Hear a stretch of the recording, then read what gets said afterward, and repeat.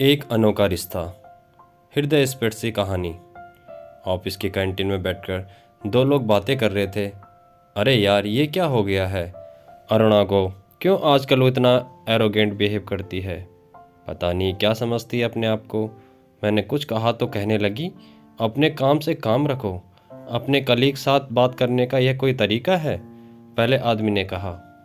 अरे भाई, लगता है तुम्हें पता नहीं है कि 2 महीने पहले ही तो उसका तलाक हुआ है। डिप्रेशन में होगी बेचारी, इसीलिए ऐसा बर्ताव करती है। दूसरे आदमी ने कहा। बेचारी? और वो बेचारा तो उसका पति होगा। अच्छा हुआ जो उसने अलग हो गया, पहले आदमी ने बड़ा भड़ास निकालते हुए कहा। इस कड़वी बातों को सुनने वाले ये दो आदमी ही नहीं थे। उनसे कुछ ही दूर दूसरी कुर्सी पर बैठी खुद अरुणा भी इनकी नीम सी कड़वी बातों को सुन पा रही थी। अरुणा हर दिन अपने अतीत को भुलाने की कोशिश करती, लेकिन उसके आसपास रहने वाले लोग इस तरह की बातों से उसे हमेशा अतीत में धकेल देते। कारण चाहे जो भी हो, अरुणा ने अपने पति से अलग होने में ही अपनी और उसके पति की भलाई समझी थी। उससे ज़्यादा तो उसका पति तलाक चाहता था। ऐसा नहीं कि अरुणा ने अपनी शादी बचाने का प्रयत्न नहीं किया था, लेकिन अंत में उसको भी मानना पड़ा कि इस शादी में वह दोनों किसी कैदी की तरह रह रहे थे। इसलिए उसे तोड़कर दोनों का आज़ाद होना ही बेहतर था। रिश्ता चाहे अच्छा टूटे या बुरा, दर्द तो होता ही है, और इसी दर्द से अरुणा गुजर रही थी। इसीलिए स्वाभाविक है कि उसके व्यवहार में थोड़ा बदलाव तो होना ही था। लेकिन हर किसी को यह खुशनसीबी नहीं मिलती कि उसके आसपास के लोग उसको अच्छे से समझ पाए। अरुणा के ऑफिस के लोग और खासकर उसकी बॉस भी कुछ इसी तरह के लोगों में से थे। उसे सिर्फ काम से मतलब था, किसी भी एम्प्लॉय की पर्सनल लाइफ से वो हमेशा दूर ही रहती थी। खराब मन और समय के चलते अरुणा उस तरह के परफॉर्म नहीं कर पा रही थी जैसे वह पहले करती थी, और इसी से उसकी बॉस काफ़ी नाराज़ थी। उसी नाराज़गी को दर्शाने के लिए बॉस ने उसे अपने ऑफिस में बुलाया था। बॉस उसे दिखा रही थी कि कैसे उसके परफॉर्मेंस का ग्राफ पिछले 2 महीनों के दौरान 40% से गिर गया है। बीच में ही अरुणा के मोबाइल पर माँ का फ़ोन आता है।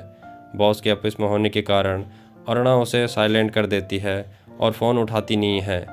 अरुणा देख पाती है कि इस मोबाइल की वजह से बॉस का मूड ख़राब हो रहा है। अरुणा ने उनसे अपनी तकलीफ़ बतानी चाहिए। मैडम, मेरी ज़िंदगी में कुछ। बॉस बीच में ही बोल पड़ी।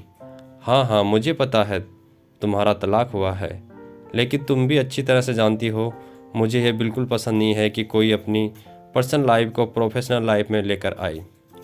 बॉस अपनी बात पूरी कर पाए उससे पहले ही अरुणा का मोबाइल फिर से बजा, और इस बार शायद ज़रूरी काम हो सकता है सोचकर अरुणा ने फ़ोन रिसीव कर लिया। मैडम से एक्सक्यूज़ मी कहते हुए साइड में जाकर धीमी आवाज़ में माँ से कहने लगी, माँ, मैं बॉस के साथ मीटिंग में हूँ, 10 मिनट में आपको कॉल करती हूँ।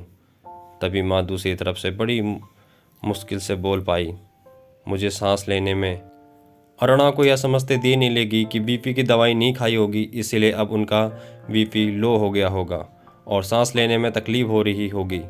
पहले ही गुस्से में बैठी बॉस अरुणा को अपने अनप्रोफेशनल बर्ताव के लिए खरी खोटी सुना रही थी, और ऊपर से ऐसी परिस्थिति कि अरुणा को इस मीटिंग को तुरंत छोड़कर जाना पड़े। अरुणा ने वही किया जो उसे करना चाहिए था। वो अपने बॉस को सॉरी बोलकर तुरंत माँ की हेल्प करने दौड़ पड़ी, ये जानते हुए भी कि शायद इसके परिणाम स्वरूप उसकी नौकरी भी जा सकती है। टैक्सी में तेज़ी से घर की तरफ जा रही अरुणा के दिमाग में कई विचार चल रहे थे, जैसे कि कहीं माँ को कुछ हो तो नहीं जाएगा, मेरे पहुँचने तक वो सरवाइव कर पाएगी या नहीं। ऐसे वक्त में ये सुभाष कहाँ चला गया होगा? वो सुभाष को 2-3 बार फ़ोन कर चुकी थी, मेरे से पहले पहुंचकर उन्हें दवाई खिला सके, लेकिन वो फ़ोन नहीं उठा रहा था। फिर वो मन ही मन भगवान से माँ की सलामती के लिए प्रार्थना करने लगती थी। 25 मिनट बाद वो घर पहुंचती है तो दौड़ी दौड़ी घर के अंदर जाती है। माँ लगभग अधमरी सी एक एक सांस के लिए तड़प रही थी। अर्चना उन्हें पानी और दवाई पिलाती है और बेड पर आराम से लेटाती है और उनके पास बैठकर उनके हाथ और पैर दबाती है, जिससे उन्हें थोड़ा आराम मिले। आधा घंटा बीतने के बाद माँ को अब अच्छा महसूस होने लगता है।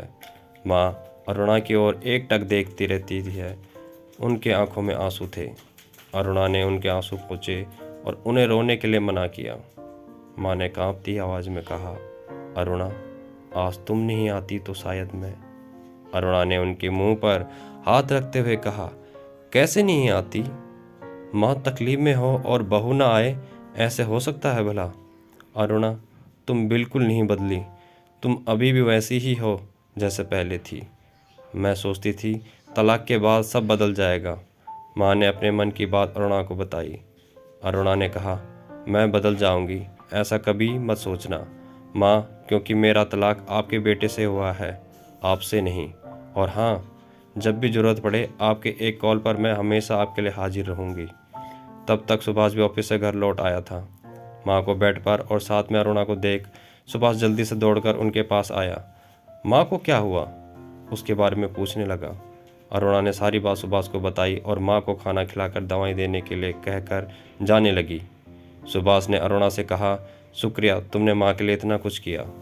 अरुणा जाते जाते सुभाष से कह गई, कुछ रिश्तों के नाम नहीं होते, लेकिन कुछ रिश्ते दिल से भी निभाए जाते हैं।